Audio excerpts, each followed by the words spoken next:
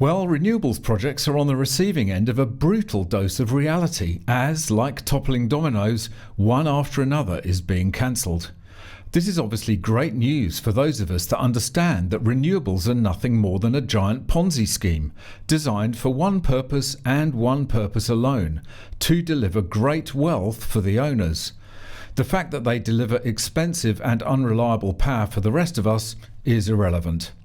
Not only that, despite wrecking vast swathes of Australia's pristine landscape, the environmentalists, who are usually so vocal against mining, for example, are strangely silent. It's almost as if they're complete hypocrites when it comes to wind and solar. So at least in Queensland it seems there is a modicum of sanity returning, as the government cancels renewables projects and saves our precious outback from these monstrosities, something the Greenies should have been doing all along. Welcome back to MGUY, British engineer and lawyer turned Sydney YouTuber. If you enjoy this video, please drop a like and make sure you click that subscribe button down below and enable all notifications so you don't miss out on any future videos. It's all completely free. And if you'd like to support this channel, head over to my store where you can purchase some cool anti-EV merch. More information at the end of this video.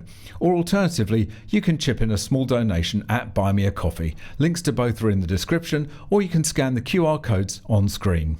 Renewables projects live in a bubble, insulated from the usual market forces that other developments have to deal with, and instead are fed a steady stream of preferential treatment, favourable planning decisions, and enormous quantities of government, or should I say taxpayer, funds. The fat thumb of net zero is tipping the scales in favour of wind and solar. But when they're forced to play in the real world, suddenly it's not such a rosy picture.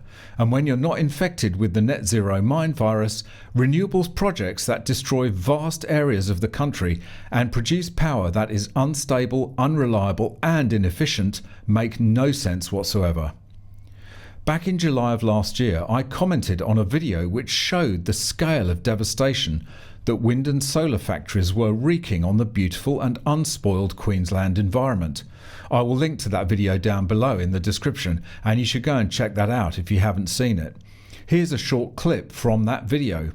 Then heading over to the Tuan wind factory on the Sunshine Coast. Most residents would not know about this one. It's massive in scale. That was the first wind factory where the state government overturned legislation to build wind factories inside state forests, which is a bad precedent. It certainly is, and it's great that this project has been cancelled and that forest has been spared. But as you'd expect, the net zero zealots over at Renew Economy are protesting loudly as they see their comfortable bubble being burst. Act of bastardry. Queensland LNP government kills another giant wind project. The Queensland State LNP government has scrapped another approved wind project in what is being called an act of bastardry, and accusations that the state is openly rejecting renewables as it moves to reopen coal country. Amazing, isn't it? Only morons poisoned by twisted net zero dogma could think that saving a pristine forest from being trashed by a wind factory is an act of bastardry. In a deeply worrying development, Deputy Premier and Planning Minister Jared Blay is repealing a law allowing wind farms to be built in state-owned plantations, and it appears deliberately designed to kill the proposed 1.2 gigawatt forest wind project. The project was proposed for the state-owned Tuan Tulara pine plantation between Gympie and Maryborough and made possible by the Forest Wind Farm Development Act 2020. Blay appeared to be reaching for reasons to cancel the Forest Wind project, citing in a statement everything from the exit of developer Tilt Renewables in August 2024, after it bought a 50% stake in early 2023, to unnamed but widespread community concerns. He also cited the failure to act on development approvals awarded in 2020, even though the project is still stuck in the federal environmental queue. The statement said these reasons together meant it failed to meet the minimum project requirements set this year. This act is another example of Labor promising to deliver projects that never eventuate, while creating fear and anxiety in local communities, Blay said in a statement. Our further social impact and community benefit reforms, which commenced last month, ensure that local communities are never shut out from approval processes again. That's exactly right. Many of these appalling wind developments have been rushed through with little planning scrutiny and in some cases without even the knowledge of local residents. It's utterly disgraceful. So it's refreshing to see a little sanity return. And a follow-up article goes on to list all the other projects that have been abandoned or cancelled and how these decisions are rattling the renewable industry's cage at last. Queensland's latest wind farm kill sends shockwaves through renewables industry. The case for investing in Queensland renewable energy is now in real jeopardy as the latest project cancellation causes shockwaves among investors. This week, the state government cancelled another already approved wind project, this time claiming everything from a lack of community support to not moving quickly enough on a still current planning approval, and not complying with new minimum project requirements only established this year. It's just the latest in a list of clean energy projects the state has axed or dismantled this year, moves that are causing real damage to investor sentiment. Oh dear, how sad, never mind. Oh dear, how sad, never mind. The state has also ripped up the renewable energy targets set by the previous Labor government. This week's decision to pull legislation enabling the development of the 1.2 gigawatt forest wind project in a state forest, a monoculture with low biodiversity, creates shockwaves, West Wind's head of development Shane Quinnell wrote in a LinkedIn post. Recently, investors were becoming cautiously optimistic that stability was returning and Queensland may truly be open for business.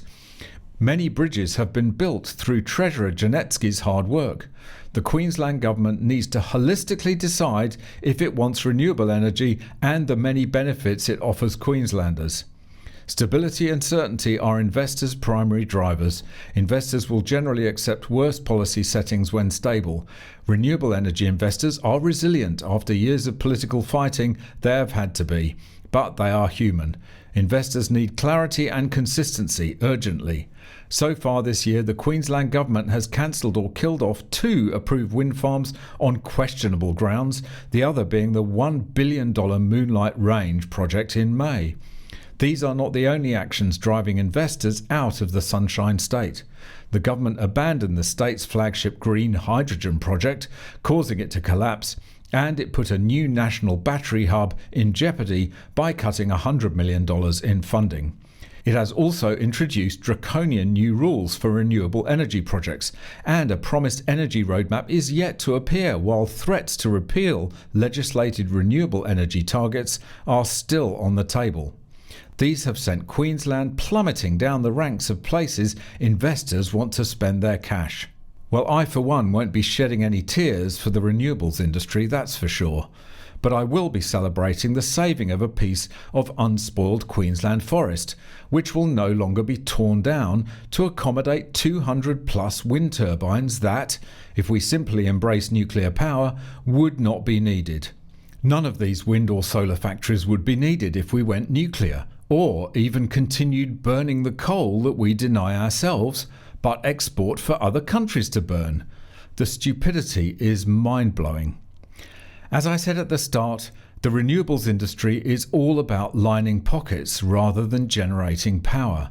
And the sooner this scam is torn down, the better. If you'd like to support this channel and display your anti-EV credentials to your Tesla-owning neighbours at the same time, why not buy some awesome MGUY merchandise, like this mug, this baseball cap, or this t-shirt. Each high-quality item sports the MGUY No EVs sign, and they're all made to order, perfect for irritating the hell out of your local EV zealots. Visit store.mguy.tv or click the link in the description to check out the full range of products. And of course, you can always just buy me a coffee. Click the link in the description or scan the QR code on screen. Thanks very much for watching. Really hope you enjoyed it. If you've got any tips or stories, go there. If you'd like to watch another video, go there. If you'd like to buy me a coffee, go there. And please subscribe to the channel.